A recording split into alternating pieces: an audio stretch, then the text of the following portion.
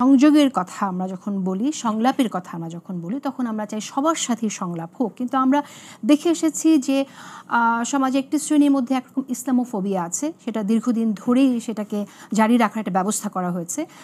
সেটা যেমন সত্যি, পাশাপাশি আবার বামপন্থী রাজনীতিবিদদের মধ্যেও একটু দেখেছি যেন ইসলাম বিদ্বেষ।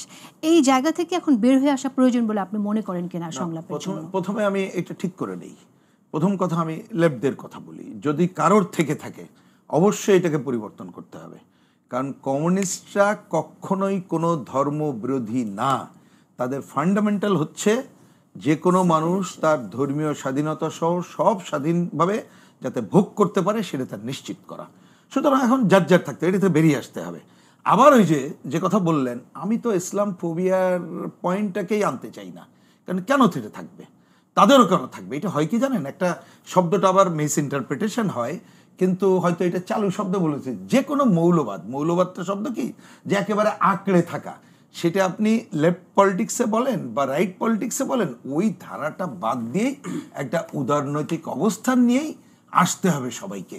এইটা না হলে কোনো কিছু আগাইতে পারবেন না। এবং দেখবেন আলাপ আলোচনায় আমার ধারণা এই পয়েন্টে কেউ দ্বিমত করবে না, বরঞ্চ এইটা না করে আমরা যার যার জায়গায় যদি ওইটা আঁকড়ে থাকি, তাহলে তারা কিন্তু সোসাইটি থেকে আইসোলেটেড হয়ে যাব।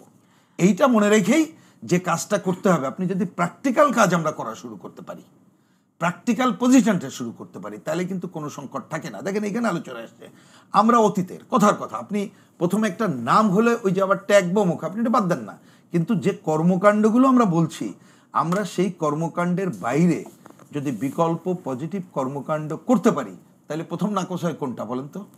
অতীতে যেটা খারাপ ছিল ওই খারাপ আর কখনো ফিরে আসবে না। অশেষ ধন্যবাদ আপনাকে। সেটাই হবে আমাদের প্রধান। আমি ছোট করে